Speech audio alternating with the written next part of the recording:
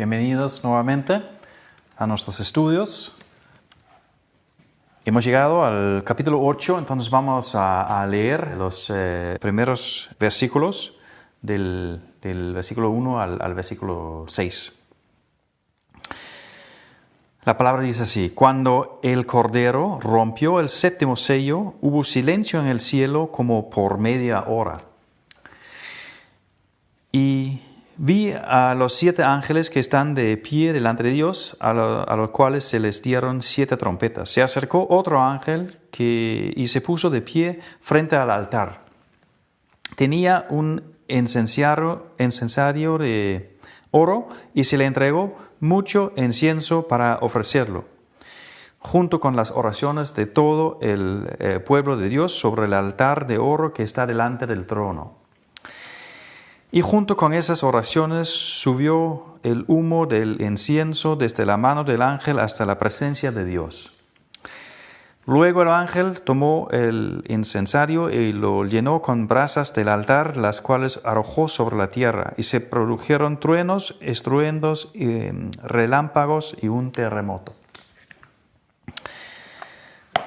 Los 7 ángeles que tenían las 7 trompetas se dispusieron a tocarlas. Hasta ahí por el momento. Ahora vemos que se rompe el séptimo sello, y eso realmente significa, ¿no?, de que el testamento de Dios ya se puede abrir, porque para abrirlo tenía que romper todos los 7 sellos, ¿no? Recordamos de que escuchamos de que había un rollo escrito que se le dio al Cordero, porque solamente el Cordero es digno de abrirlo, y ese Cordero tenía 7 sellos. Y los 7 sellos nos da a entender de que es como un testamento de parte de Dios, porque en las leyes romanas hay un testamento para ser válido, tenía que tener 7 testigos que cada uno tenía que poner su sello para cerrar el testamento. Entonces, se abren los 7 sellos y cada vez que se abre pasa algo, nos comunica algo acerca del juicio, ¿no? Y ahora se ha roto entonces el último sello, el séptimo sello. Y entonces, en verdad, no hay ningún sello que realmente impida que el testamento sea abierta, que se pueda leer. Así que ahora realmente se puede revelar lo que Dios ha preparado de maravillas gloriosas para su pueblo. Pero Juan no recibe esta revelación ahora, ya no, todavía no. Tiene que esperar, porque todavía no se nos revela, ¿no?, lo que está escrito en ese testamento. Y bueno, el capítulo 7 sobre la multitud con las túnicas blancas, ese capítulo nos dio una vista previa de lo que vendrá, de lo que realmente contiene ese testamento, ¿no? Pero solamente una vista previa, esa visión, ¿no?, de la gran multitud sellados con el sello de Dios en su frente y vestidos de túnicas blancas, alabando a Dios y al Cordero. Y esta visión es algo que nos da un sabor, ¿no?, de lo que está en ese testamento, en el rollo. Y esta visión en el capítulo 7 nos da certeza y seguridad, porque aunque tenemos que esperar y aunque tenemos que presenciar acontecimientos terribles del juicio antes de que podamos experimentar lo glorioso que Dios tiene para nosotros, ya tenemos esa visión, ¿no?, del capítulo 7 de los redimidos que han limpiado y blanqueado sus ropas en la sangre del Cordero y que están en el trono alabando. Y Juan nos cuenta que cuando Jesús, el Cordero, rompió el séptimo sello, hubo media hora de silencio en el cielo. ¿Qué significa esto? Es una expresión un poco raro, ¿no? Hubo silencio en el cielo como por media hora. Bueno, hay muchas diferentes teorías, ¿no? Como es el caso de la mayoría de de lo que leemos aquí en Apocalipsis hay muchas diferentes teorías, ¿no? de lo que significa realmente. Algunos lo toman, así esa expresión de la media hora, algunos lo toman literalmente y piensan que es media hora de silencio. Por ejemplo, bueno, ¿cuál sería la razón por qué guardar media hora de silencio? Bueno, por ejemplo, para que se consideren las oraciones de los santos. Y eso es lo que hemos escuchado, que ya en el capítulo 5 se habla del incienso, que es realmente una muestra o una ilustración, ¿no? de las oraciones de los santos. Y también aquí, en esa parte, en el capítulo 8, ¿no? se habla, ¿no? de que junto con esas oraciones subió el humo del incienso desde la mano del ángel hasta la presencia de Dios. Entonces, en varias partes, ¿no? se habla de las oraciones de los santos. También se habla de la oración de los mártires en el capítulo 6, diciendo, ¿no? ¿Hasta cuándo, Señor? ¿no? ¿Hasta cuándo, soberano Señor y santo, seguirás sin juzgar a los habitantes de la tierra y sin vengar nuestra muerte? Entonces, algunos lo toman, ¿no? como un momento, una media hora, así cronológicamente hablando, de silencio para escuchar, para que Dios realmente considere esas oraciones y antes de poner en práctica también antes de ejecutar ese juicio, que también las oraciones son como una parte, ¿no? de ese juicio, como vamos a ver, ¿no? Otra posibilidad es que esa expresión aluda simbólicamente a la venida de Dios, La expresión hora, la hora, se usa en muchos lugares para designar el juicio. Por ejemplo, en Apocalipsis 14, versículo 7, dice: gritaba a gran voz, teman a Dios y denle gloria, porque ha llegado la hora de su juicio, Entonces, es una manera, ¿no? de hablar sobre el juicio en el día final, esa hora del Señor, la hora del juicio. También podemos buscar en capítulo 18, en el versículo 10, se dice: aterrizados al ver semejante castigo, se mantendrían a distancia y gritarán, ¡ay de ti, la gran ciudad Babilonia, ciudad poderosa, porque en una sola hora ha llegado tu juicio! Y el versículo 17 dice: porque en una sola hora ha quedado destruida toda tu riqueza. Y también 19 menciona lo mismo: hay de la gran ciudad con cuya opulencia se enriquecieran todos los dueños de flotas navieras. En una sola hora ha quedado destruida.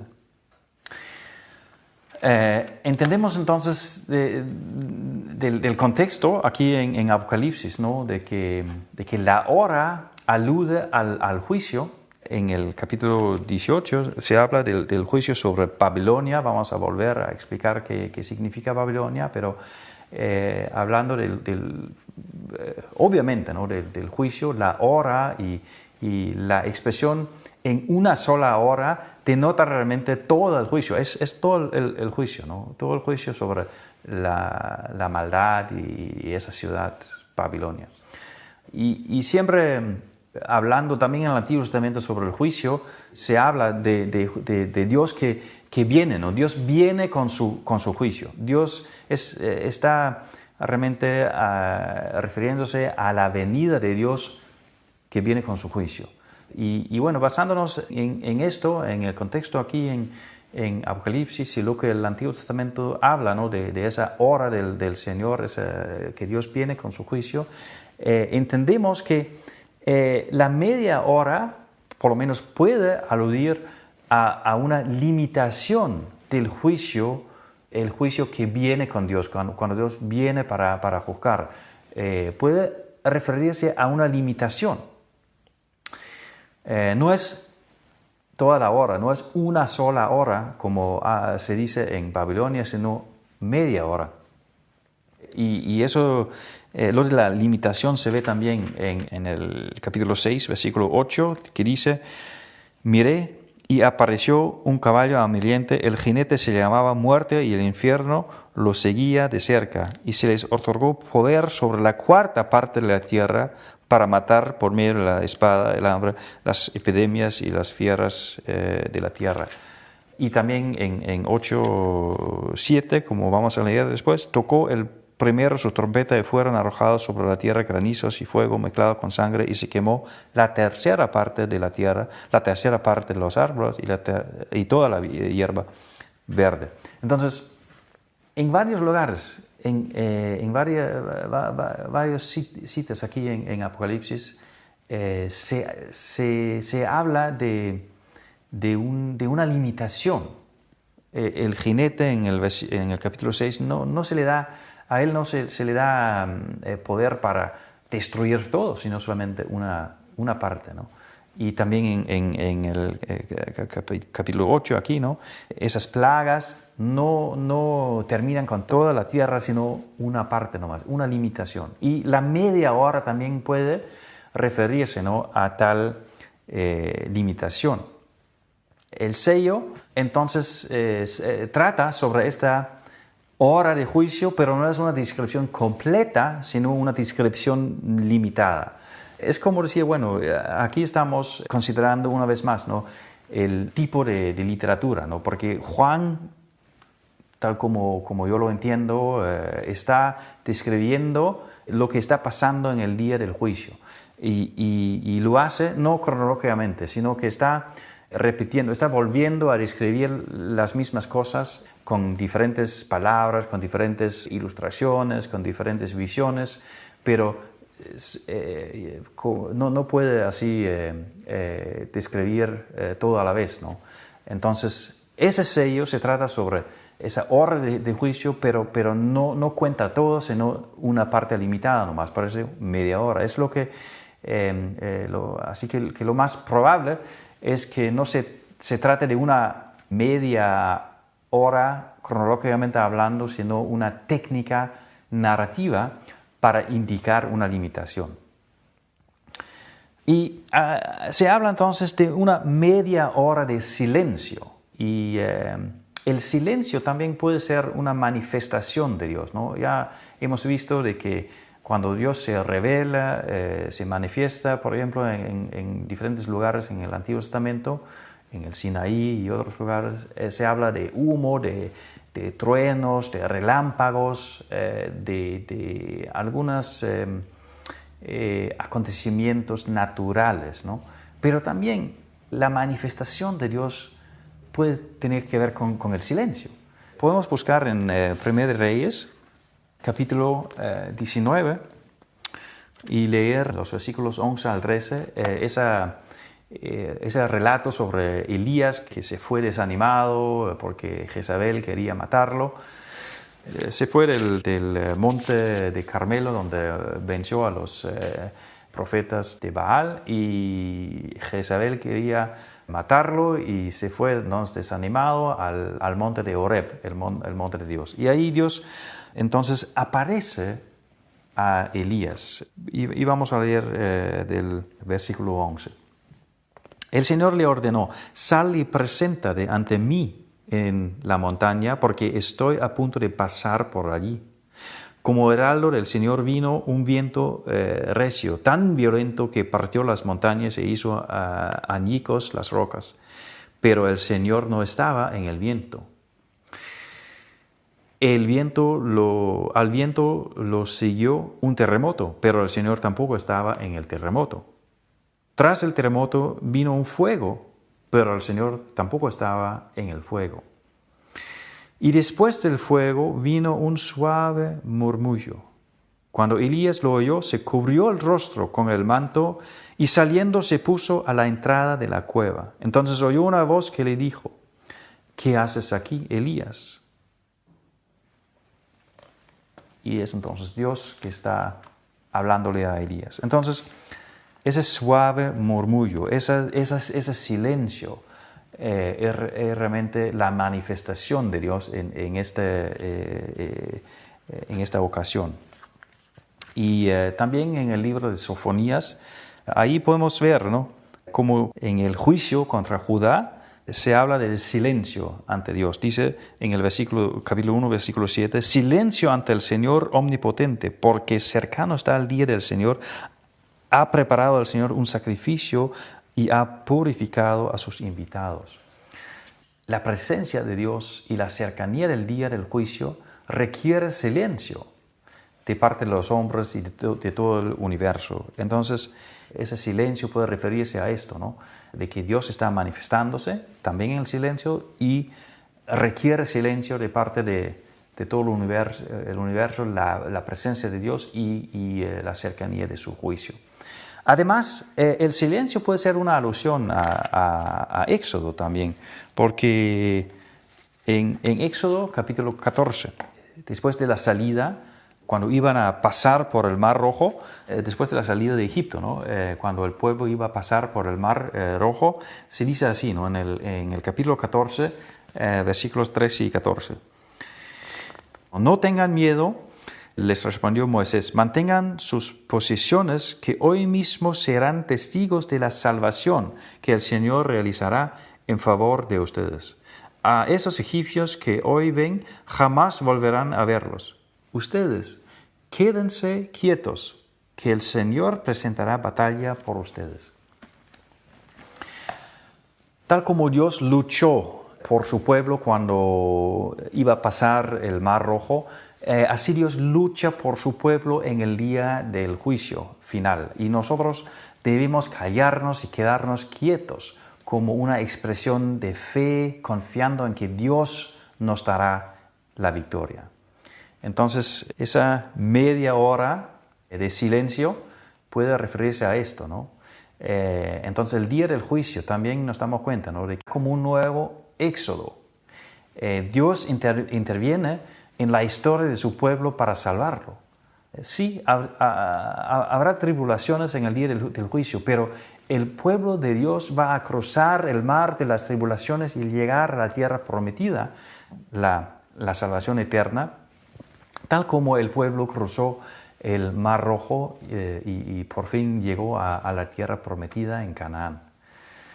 Y el pueblo de fe también tiene que quedarse quietos, porque la salvación eterna solamente se obtiene por medio de lo que Dios hace, no por medio de nuestros empeños, no por medio de nuestros esfuerzos. Él ya ha luchado, Él ha vencido por medio de su Hijo Jesucristo. Y por su poder y su amor y su misericordia, Él procura que crucemos y que lleguemos a la vida eterna. Nosotros, también en el día del juicio, cuando muchas cosas pasarán, nosotros debemos quedarnos quietos y confiar en que Dios tiene el control, de que Él nos va a llevar por medio del juicio hacia la vida eterna. Seguimos entonces con los versículos del 2 al 5, y aquí vemos cómo Juan vio que se les dio 7 trompetas a los 7 ángeles que están delante del trono de Dios. A otro ángel se les da incienso para ofrecerlo en el altar juntamente con las oraciones de los creyentes, como ya vimos. Y es lo que se ha mencionado también en el capítulo 5, versículo 8, cuando lo tomó. Los 4 seres vivientes y los 24 ancianos se postraron delante del Cordero. Cada uno tenía una arpa y copas de oro llenas de incienso, que son las oraciones del pueblo de Dios. Entonces, esas oraciones del pueblo de Dios se les da a un ángel que tiene que ofrecer esas oraciones en el altar juntamente con otro incienso. Y el ángel debe entonces mezclar, ¿no?, el incienso con las oraciones, el incienso que recibe y las oraciones del pueblo, debe mezclarlo y arrojar esa mezcla sobre la tierra. Juntamente con el incienso hay manifestaciones de relámpagos, de truenos y un terremoto. Esas manifestaciones que ya hemos visto varias veces, ¿no? que acompañan el juicio de Dios. Así que esta mezcla resulta ser el juicio de Dios. Y probablemente se piensa también en las oraciones que se mencionan en el capítulo 6, versículo 10, como mencionamos hace un rato, ¿no? Esa oración de la venganza, ¿no? De los mártires. Esa oración, esa petición, ¿no? del juicio sobre los malvados y los injustos. Y ahora eso se llevará a cabo. Ya Dios ha escuchado esas oraciones y se llevará a cabo este juicio. Y ese pequeño párrafo termina en el versículo 6 con los ángeles, los 7 ángeles preparándose para tocar sus trompetas, ¿no? Los 7 ángeles que tenían las 7 trompetas se dispusieron a tocarlas. Entonces, esa parte también funciona como una introducción a la siguiente parte, del capítulo 8, versículo 7, hasta 16, 21. Esa parte habla, ¿no? de esas 7 trompetas, ¿no? Pero es importante darse cuenta de que los 7 ángeles se preparan a tocar sus trompetas al mismo tiempo. Las 7 trompetas al mismo tiempo. Los 7 ángeles que tenían las 7 trompetas se dispusieron a tocarlas. Eso significa que probablemente los 7 toques de trompetas tuvieran lugar al mismo tiempo, porque todos están preparándose, disponiéndose para tocarlas al mismo tiempo. Y lo que se describe después, ¿no? En toda esa parte, ¿no? de 8.7 hasta 16.21, lo que se describe también después de cada toque de trompeta no son épocas o acontecimientos cronológicos, ¿no? Algunos dicen que son épocas en la historia. Bueno, se puede interpretar de esa forma si uno sigue la teoría histórica de la Iglesia, pero es más probable que no sea así y que no sean acontecimientos cronológicos, sino que lo que pasa después de cada trompeta es algo que sucede prácticamente al mismo tiempo. Es como una película. En las películas tampoco es posible retratar todo al mismo tiempo. Tiene que contar los acontecimientos uno por uno. Y por eso una película a veces tiene que volver en tiempo para retratar lo que pasó simultáneamente a otro acontecimiento que ya acabamos de ver. Y aquí pasa lo mismo. Es digamos, el estilo narrativo de Juan, de que está viendo algo que está pasando al mismo tiempo, pero tiene que contárnoslo así uno por uno. Los acontecimientos tiene que contar uno por uno. Y por eso, bueno, se tocó la primera trompeta y pasó esto. Y después se tocó la segunda trompeta y pasó esto. Pero eso no significa de que es como una cronología. Pero para contarlo, para hacernos entender lo que pasa, tiene que volver en tiempo y contar lo de esa forma. Los toques de trompeta y lo que sucede después de cada trompeta ocurre todo en el día del juicio, pero la narración de los acontecimientos tiene que retratarlos, ¿no? Uno por uno. Es su forma de hacerlo. Y vamos a leer entonces del 8:7 hasta el fin del capítulo. Los 7 ángeles que tenían las 7 trompetas se dispusieron a tocarlas. Tocó el primero su trompeta y fueron arrojados sobre la tierra granizo y fuego mezclado con sangre. Y se quemó la tercera parte de la tierra, la tercera parte de los árboles y toda la hierba verde. Tocó el segundo ángel su trompeta y fue arrojado al mar algo que parecía una enorme montaña envuelto en llamas. La tercera parte del mar se convirtió en sangre. Y murió la tercera parte de las criaturas que viven en el mar. También fue destruida la tercera parte de los barcos. tocó el tercer ángel su trompeta, y una enorme estrella que ardía como una antorcha cayó desde el cielo sobre la tercera parte de los ríos y sobre los manantiales. La estrella se llama Amargura, y la tercera parte de las aguas se volvió amarga, y por causa de esas aguas murió mucha gente. Tocó el cuarto ángel su trompeta y fue asolada la tercera parte del sol y de la luna y las estrellas, de modo que se oscureció la tercera parte de ellos. Así quedó sin luz la tercera parte del día y la tercera parte de la noche. Seguí observando y oí un águila que volaba en medio del cielo y gritaba fuertemente: ¡Ay, ay, ay de los habitantes de la tierra, cuando suenen las tres trompetas que los últimos tres ángeles están a punto de tocar!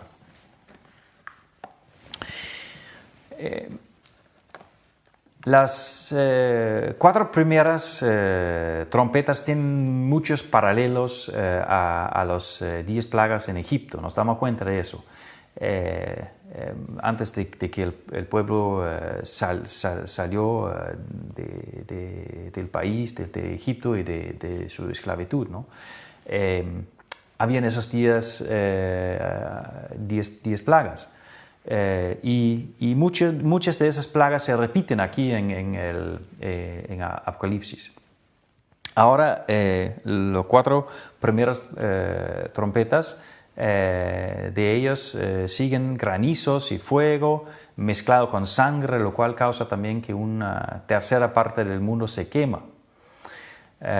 Y bueno, la magnitud de esta catástrofe y la gravedad del castigo de ese juicio es tan inmenso que probablemente se trate del comienzo de la destrucción del mundo, que terminará en fuegos, como dice también Pedro en su segunda carta, capítulo 3, versículo 10, ¿no? Dice: en aquel día los cielos desaparecerán con un estruendo espantoso. Los elementos serán destruidos por el fuego, y la tierra con todo lo que hay en ella será quemada. Eso es lo que Pedro nos profetiza. Es lo que vemos en otras partes de la Biblia también, es lo que vemos en otra parte de Apocalipsis también. Y ahora, con esas trompetas y lo que tienen como consecuencia, y esas consecuencias, pero inmensas, ¿no? Lo más probable es que ahora se empiece por lo menos el cumplimiento, porque ya no es la totalidad, ¿no? Porque habla de la tercera parte de la tierra y de los árboles, habla de la tercera parte del sol y de la luna, las estrellas. Entonces, una vez más, ¿no? Hay como una limitación, pero está empezando ahora esa destrucción del mundo viejo, del mundo que conocemos, y la tierra ya está empezando a destruirse, ¿no? A ser destruido en el fuego y las llamas. También habla, ¿no? de que el mar se convierte en sangre, y otra vez es una alusión a las plagas en Egipto. Recordamos como el río, el agua del río se convirtió en sangre, ¿no? Y eso también probablemente, ¿no? Es un símbolo de ese comienzo de la destrucción del mar al fin del mundo, porque también al final del libro se dice que el mar no habrá mar. Entonces, tal como la tierra se quema, así también el mar se va a destruir, ¿no? Y es el comienzo de esto que presenciamos aquí, el mar que se vuelve sangre. Y también una parte del sol, de la luna, de las estrellas, es destruida, ¿no? De manera que se oscurezca. Por lo menos hay falta de luz, no está totalmente oscuro, porque es solamente una parte. Y lo mismo vemos también en el capítulo 6, versículo 12, que dice, que el Cordero rompió el sexto sello y se produjo un gran terremoto, el sol se oscureció como si hubiera vestido de luto, la luna entera se tornó roja como la sangre, y las estrellas del firmamento cayeron sobre la tierra como caen los higos verdes de la higuera sacudida por el vendaval.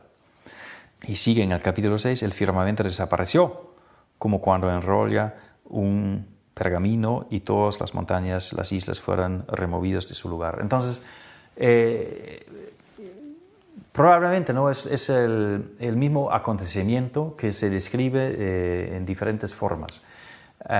Y en los dos lugares, ¿no? se habla de cosas que tienen que ver con la destrucción del mundo al fin de la historia. Y eso también muestra que no se trata de una relación, un relato cronológico, sino que se trata de un simbolismo de lo que pasará cuando llegue el día del juicio final. Y también de que esa forma de narrar las cosas es como la película, ¿no? De que tiene que contar una cosa y volver y contar otra cosa que pasa al mismo tiempo, ¿no?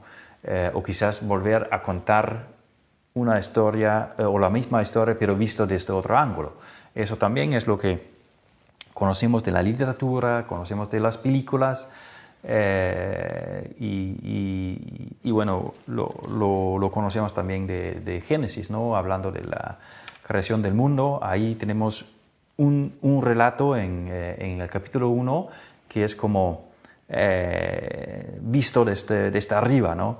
Y en capítulo 2 enfoca, ¿no? Unos detalles, que es la creación del ser humano, pero es la misma historia, es la misma creación, no son dos diferentes relaciones, sino el mismo acontecimiento, pero visto desde diferentes ángulos. Es lo que pasa aquí en ese libro también. Pero a pesar de la terrible catástrofe, parece que sigue habiendo limitaciones, ¿no? No son desastres incontrolables. Una tercera parte de la Tierra, una tercera parte del Sol y de la Luna, de las estrellas, y se oscureció la tercera parte de ellos, ¿no? Entonces, hay limitaciones. Bueno, a los ojos de los hombres, esos desastres y esos acontecimientos también en el día final nos pueden parecer incontrolables y puede llenarnos de mucho temor, ¿no? Tal como un virus, como en nuestros tiempos, ¿no? Puede paralizar todo el mundo y parecer algo incontrolable para nosotros. ¿Por qué es así? Es porque los seres humanos, por más que queramos y por más que creamos tener control de todas las cosas de nuestra vida y bueno, de todo este mundo, no controlamos nada. El virus nos recuerda de que a pesar de nuestra avanzada tecnología que nos hacen sentir insuperables, no tenemos el control. No podemos controlar la vida y la muerte, ni lo que pasará antes de que se ponga el sol esta noche. No controlamos nada. Pero Dios es el Todopoderoso. Él es el Eterno que sí tiene el control. Hasta en el juicio, hasta en el día del juicio final, hasta en la destrucción del mundo, Dios está en control. Solamente se destruye la parte que Él permite. Y después se destruye otra parte, pero Dios tiene el control. Él sabe hasta dónde con ese tipo de esa plaga, hasta dónde con la otra plaga. Y es porque Él domina todo y nada sale de su control. Por su misericordia, por su poder, Él asegura que lo que pasará en el día del juicio, en la destrucción del mundo, pasará según su voluntad. Sucederá bajo su autoridad.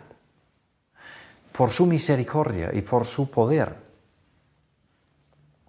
Él también puede asegurar y cuidar a su pueblo, a su iglesia. en aquel día. Y eso vamos a ver más adelante en los siguientes capítulos también.